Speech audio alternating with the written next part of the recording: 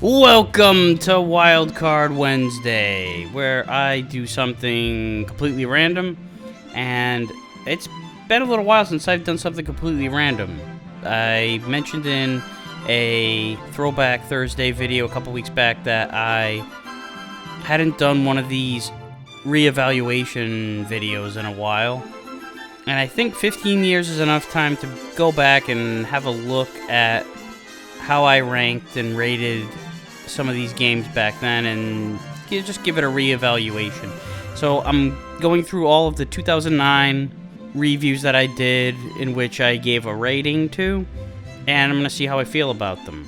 This will probably be in multiple videos, not sure at this moment, it'll depend on how long it goes for. Anyway, let's get cracking. Starting with Demon Attack on the Atari 2600, which I gave a B at the time. And I remember I deducted points because it resembled Phoenix too much, and as much as that is true, I don't think it deserved that many points deducted. You know, like a B+ at the absolute lowest. It's otherwise a really fun game. It's like it's not Phoenix. That's about it. That's the only thing, and it's not like it's that much worse than Phoenix. It's just that Phoenix came first, and this plays a lot like it.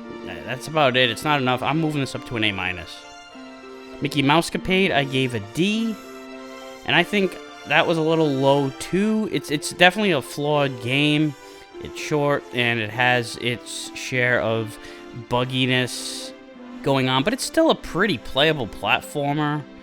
I'm gonna change this one to a C-. It really can't go any higher than that, but I don't think I think a D is too low. Real Sports Football was a B, and I think that's fair. I don't really want to move that one to the left or the right. B it is. Surround, I gave a C-. This game's not a lot of fun with only one player, but it's, that's if it's just a game for yourself, it's gonna feel like a C-. But it's definitely a pretty cool multiplayer experience. Definitely gets intense. It's very simple. There's not a lot to it, but I feel like just a straight up C, middle of the pack game is where it'll lie. I don't really feel like it's that close to a D. Speaking of D, Jaws was a D, and I think that is pretty much. I can't go any higher than that. I don't think. I could see why somebody would rank it lower, maybe go all the way down to F with it, but I don't think it's god-awful. It just gets very boring, and there definitely could have been a lot more to it, and it's really not that great as it is for what it is. So, D it is. Jungle Hunt on the Atari 2600 was a solid A. The only thing I'm really thinking about is whether or not this deserves the A+. It's such a good game, even in Atari 2600 form. I think I'm going to do it. A+ for Jungle Hunt. It's one of the top tier for sure. Speaking of top tier Atari 2600 games, Kaboom was also an A+, and I'm not moving that one at all. That's A+ for sure. Probably, definitely my top 5 of Atari 2600. Mega Man 4 was a B, and I'm not going any higher than B+. I'm kind of thinking maybe go B+, but I don't think so. I think B is where I'm going to keep Mega Man 4. Good game for sure. The difficulty was a little bit more balanced in 4 than it was in 3, but I didn't think it looked or sounded as good as its predecessor or its successors for that matter.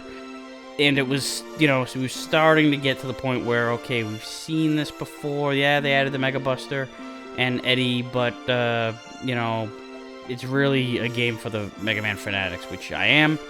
Don't get me wrong, but objectively, it's a B. Infiltrate, I gave a C-, which I'm kind of surprised that I had it this high, because I tended to be a little more critical of games back then. I wanted A's to kind of be a little bit more rare and special.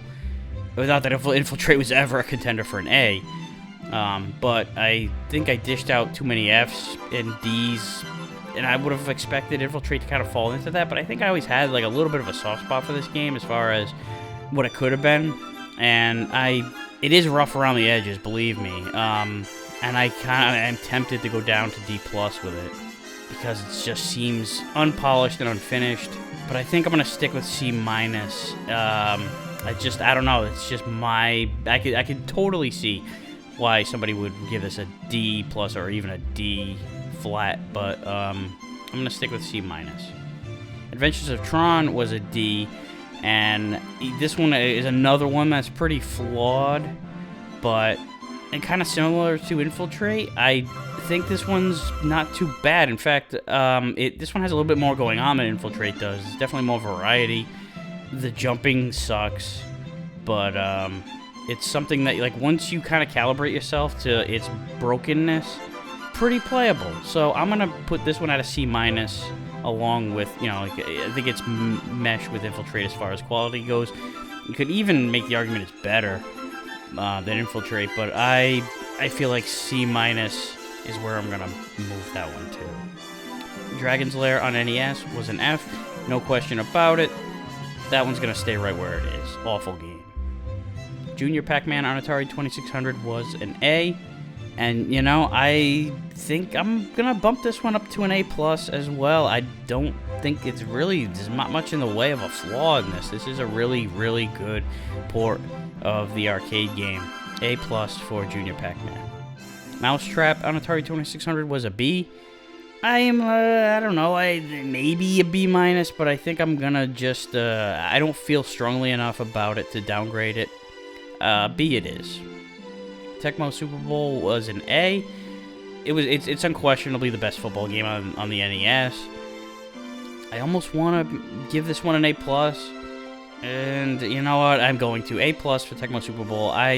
It's just a great game. The only thing is, very minor gripes is that some of the guys are way too overpowered. But I think that the Tecmo tournaments that take place, they kind of perfected the balance of competitive play amongst competitors by installing, you know, self-appointed rules and whatnot. But Tecmo Super Bowl is an A+. All that, what I was talking about, was kind of like a side point. Ice Hockey on Atari 2600 was an A, and it's very simple, but I think it's just one of those games that is good because of that. A is accurate. A for accurate, whatever. Oink on Atari 2600 was an F, and this was actually the game that I was playing in the throwback episode that I mentioned, where I thought about how I graded this one in particular too low, and it prompted this whole video in the first place. I definitely rated this one too low, and I think it was because when I went back to play it again, you know, I was playing it by myself, and it is not nearly as much fun on your own. I didn't own this game, but my cousin did. Either my cousin did or it was rented. I remember I had it very short term when I was a little kid, and I remember it was not too bad when playing 2 players, and even playing it 1 player. It's not a terrible game. It does get a little on the boring, monotonous side, but it definitely isn't deserving of an F. I'm bumping this one up to a D+. It's not good, but it's far from what an F really should be, which is just a piece of absolute shit. So that covers about half of the games that I did for 2009. So I'm going to cut this episode here, and we'll continue the rest of 2009's reviews for reevaluations, whatever. Thanks for watching, and I'll see you then.